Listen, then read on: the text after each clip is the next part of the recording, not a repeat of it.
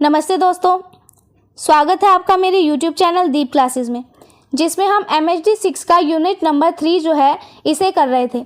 इसमें हम आज की वीडियो में देखेंगे इसका टॉपिक नंबर 3.4, जिसमें हम नाथ परंपरा के बारे में जानेंगे।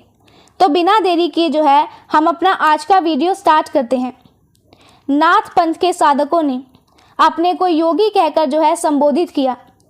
योगी के विषय में एक कहावत है, रमता जोगी बहता पानी। मतलब यह है कि इनकी दिशा क्या होगी इसका कुछ भी जो है ठिकाना नहीं है। नाथ पंथ के साहित्य के संबंध में इसी युक्ति को प्रस्तावित किया जा सकता है। नाथ पंथी साहित्य प्रामाणिकता की दृष्टि से संदिग्ध है। नाथ पंथ का उद्भव किस प्रकार से हुआ, इस पर विद्वानों में जो है मतभेद है। नाथ पंथ के संबंध में यहाँ इतना ही समझना चाहिए कि नाथों का सिद्धों से जो है गहरा संबंध था। सिद्धों की जो सूची मिलती है उसमें से कई का संबंध नाथ परंपरा से भी था। तो यहाँ पे हमें बताया गया कि जो लोग नाथ पंथ को मानते हैं वो अपने आप को जोगी कहते हैं। आपने अक्सर जो है जोगी या फिर साधु संतों के बारे में सुना होगा। इनके लिए एक बहुत मशहूर बात ये कही जाती है, रमता जोगी बहता पानी। इसका मतलब ये है कि जैसे बहते हुए पानी का कोई ठिकाना नहीं होता, वो आगे बढ़ता रहता है, वैसे ही इन जोगियों का भी जो है कोई एक तय ठिकाना नहीं होता। ये घूमते रहते हैं और किसी को नहीं पता होता कि ये किस तरफ और किस दिशा में जाएंगे। नाथ पंथ की जो रचनाएं हमें मिलती है उसमें भी इसी बात को सही माना गया है। लेकिन एक बात ध्यान रखने वाली बात यह है कि नाथ पंथ की ये रचनाएं पूरी तरह से असली है, सच है या नहीं है, इस बात पर विद्वानों को जो है शक है। हमें नाथ पंथ के बारे में बस इतना जानना है कि इन नाथों का सिद्धों के साथ जो है वो हमें संबंध देखने को मिलता है।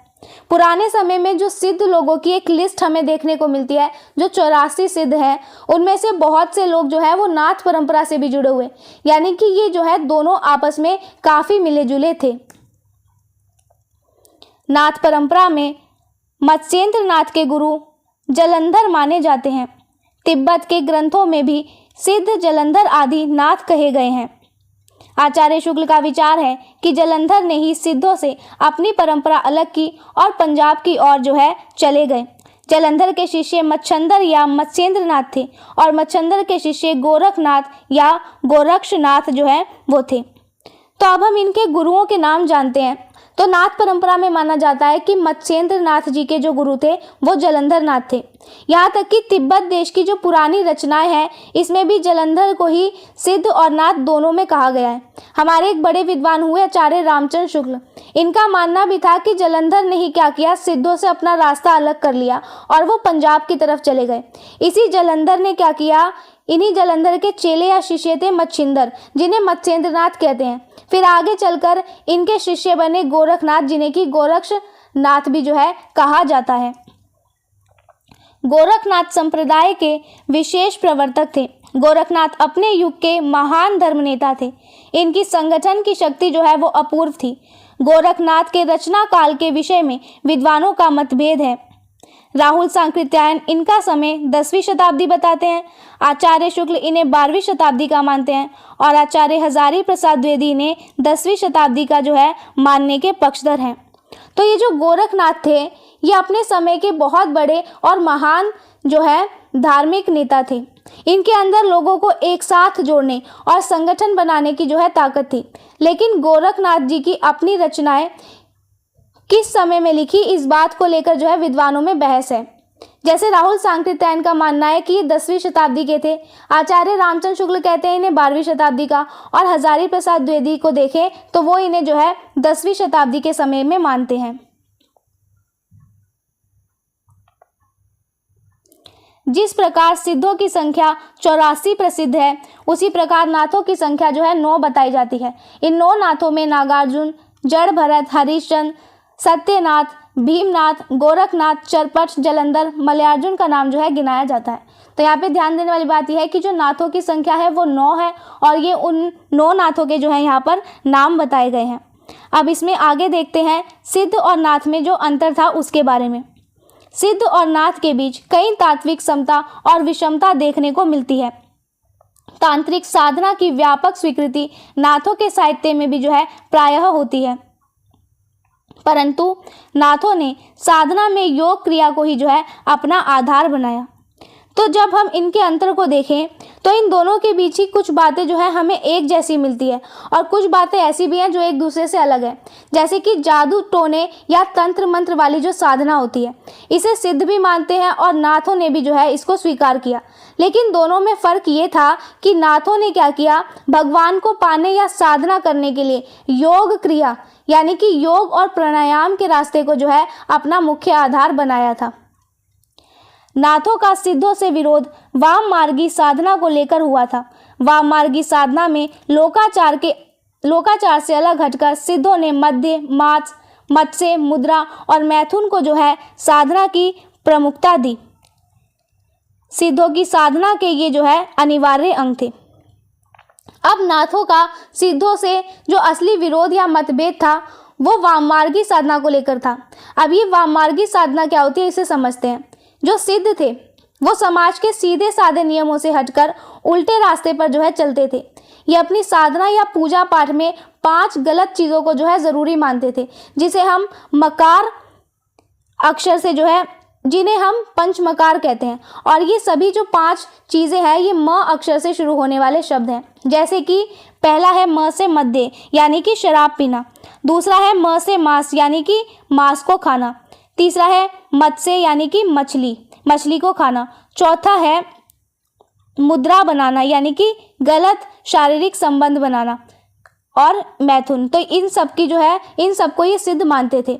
सिद्ध लोगों का मानना था कि इन चीज़ों के बिना जो है वो साधना पूरी नहीं हो सकती। तो इसको लेकर सिद्ध और नाथों की जो विचारधारा थी ये हमें अलग दिखाई देती है।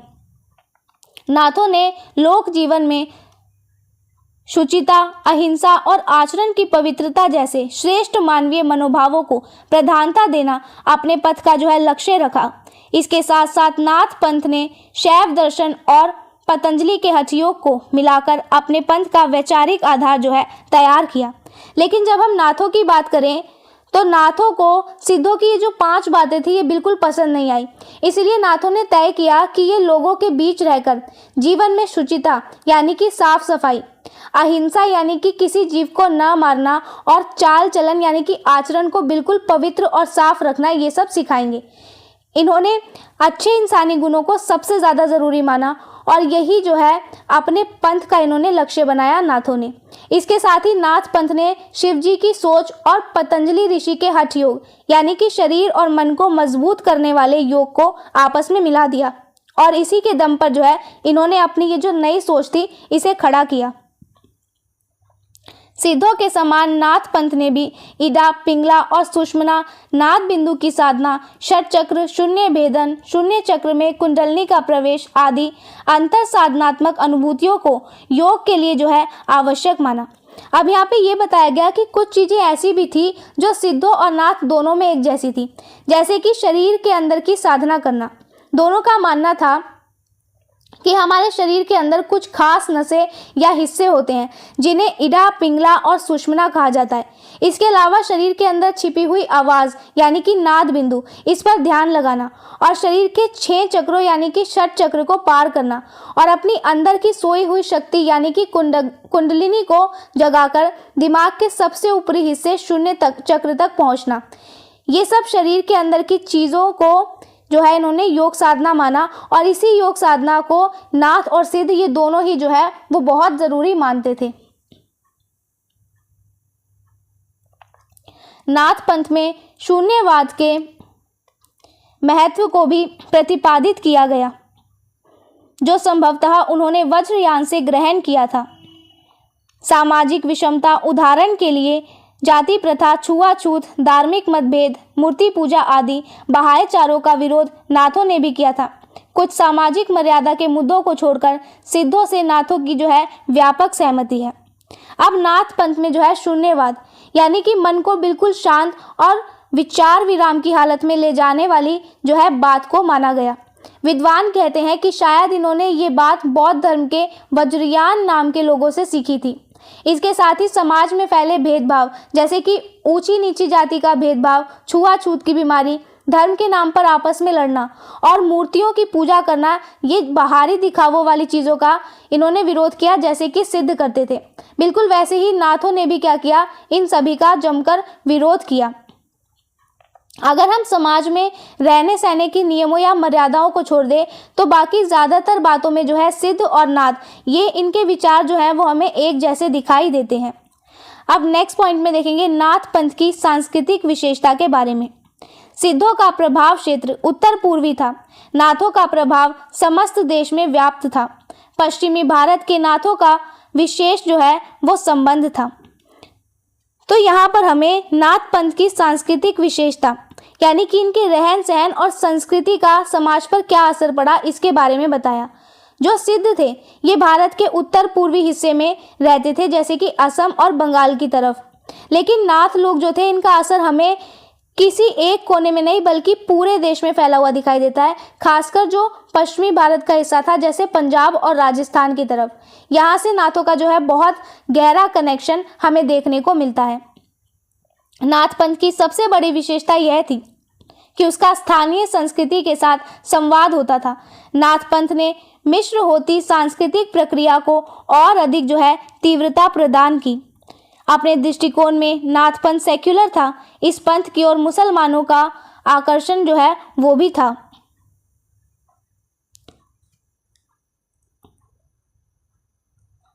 अपने दृष्टिकोण में नाथ पंथ सेक्युलर था। इस पंथ की ओर मुसलमानों का जो है आकर्षण भी था। ईश्वर से मिलने वाला योग हिंदू और मुसलमान दोनों के लिए जो है एक सामान्य साधना के रूप में प्रचलित हुआ था। मुसलमान जोगी भी कलिकाल के अमर राजा भरथरी का गीत जो है वो गाते फिरते थे। तो यहाँ बताया कि नाथ पंथ की सबसे मुख्य विशेषता ये रही कि ये जहाँ भी जाते थे वहाँ के स्थानीय लोगों के रहन सहन और संस्कृति के साथ जो है घुल मिल जाते थे, उनसे बातचीत करते थे। उस समय जो अलग अलग संस्कृतियां आपस में जुड़ रही थी, नाथ पंथ ने उस जुड़ने के काम को और तीव्र कर दिया। लेकिन अगर हम इनके सोचने के तरीके को देखें तो ये थोड़े संकुचित यानी कि तंग सोच के थे। ये कुछ मामलों में बहुत ज़्यादा कड़क नियम भी जो है रखते थे। अब यहाँ पर ये बात जान के बहुत हैरानी होती है कि नाथों का ये जो रास्ता था, इस रास्ते की तरफ जो है मुसलमान लोग भी खींचे चले आ रहे थे, क्योंकि भगवान या अल्लाह से मिलने वाला ये जो योग का रास्ता था वो हिंदू और मुसलमान दोनों के लिए ही एक जैसा और बहुत आसान था, इसीलिए दोनों इसे अपनाते थे। यहाँ तक कि कई मुसलमान जोगी भी बन जाते थे और वो इस कलयुग में बहुत मशहूर अमर राजा भरथरी के भजन और गीत गाने का काम करते थे और वो गली गली भी घूमा करते थे। नाथ पंथ ने हर धर्म और संस्कृति से संवाद स्थापित किया। यही कारण था कि धार्मिक सहिष्णुता का विकास नाथों के साहित्य में जो है वो अधिक देखने को मिलता है। नाथों में बौद्ध धर्म के प्रति आत्मीयता है। वह जैन धर्म का भी जो है जैन धर्म को भी प्रभावित करता है। उसमें सनातन धर्म के प्रति भी आस्था है और उसमें मुस्लिम धर्म के प्रति भी जो है विश्वास है। तो ये जो नाथ पंथ था इससे समाज के हर धर्म और हर तरह के लोगों से जो है संवाद को बढ़ाया। यही वजह थी कि इनके अंदर धार्मिक सहिष्णुता यानी कि हर धर्म की इज्जत करने की भावना बहुत ज़्यादा थी, जो इनकी रचनाओं में हमें देखने को मिलती है। नाथ जो थे वो बौद्ध धर्म को अपना मानते थे। उन पर जैन धर्म का भी असर था। वो अपने पुराने हिंदू धर्म में भी जो है पूरा भरोसा रखते थे और मुसलमान धर्म की अच्छी बातों पर भी ये लोग विश्वास करते थे, यानी कि ये सबको जो है साथ लेकर चलते थे। नाथ पंथ खुले मन से वैचारिक बहस के लिए आमंत्रित करता है, लेकिन उसमें विवाद नहीं संवाद है। गोरखनाथ जोगी को संबोधित करते हुए कहते हैं। अब क्या हुआ यहाँ ये बताया कि नाथ पंथ जो है ये कभी किसी पर अपनी बात को थोपता नहीं था। वो बिल्कुल खुले दिल से लोगों को न्योता देता था कि आओ बैठकर विचारों पर जो है बातचीत या बहस करो। लेकिन ध्यान रहे कि इनकी बहस में कोई लड़ाई झगड़ा नहीं होता था, बल्कि प्यार से समझाने वाली बातचीत होती थी। और इसी बात पर गोरखनाथ ने क्या किया, अपने जोगी साथियों को समझाते हुए यहाँ पर कुछ बात कही। अब इन्होंने क्या कहा उसको देखते हैं। इन्होंने कहा, कोई वादी कोई विवादी, जोगी को वाद न करना, अड़ साठे तीरथ संबंध, सामने जूं जोगी को गुरु मसीह जरनो। तो ये बोली, इसमें गोरख जी ये कह रहे हैं गोरखनाथ जी ये कह रहे हैं कि दुनिया में कोई अपनी बात सही बताता है तो कोई दूसरों की बात को गलत बताकर जो है बहस करता है, लेकिन एक सच्चे जोगी या एक अच्छे इंसान को किसी से भी ऐसी फालतू की बहस या लड़ाई झगड़ा नहीं करना चाहिए। अगर कोई जोगी अपने गुरु की बताई हुई बात को मानता है तो अपने अंदर के गुस्से और अहंकार को जो है वो खत्म कर देता है। तो समझो उसने क्या किया, सारे ही तीर्थों के दर्शन कर लिए और सारे तीर्थों का पुण्य उसे एक ही साथ मिल गया। यानी कि किसी से बहस करने की बजाय जो है गुरु की बात मानकर शांत रहना ही जो है सबसे बड़ी पूजा होती है, ऐसा गोरखनाथ ने जो है अपनी रचनाओं में कहा। तो इसके साथ जो हमारा आज का ये टॉपिक है ये यहाँ पर कंप्लीट हो गया। नेक्स्ट वीडियो में मिलेंगे नेक्स्ट टॉपिक के साथ, जिसमें हम नाथ साहित्य के बारे में जो है जानेंगे। तब तक के लिए वीडियो पसंद आया हो तो वीडियो को लाइक एंड शेयर ज़रूर करें, चैनल को सब्सक्राइब करना ना भूलें। Thank you.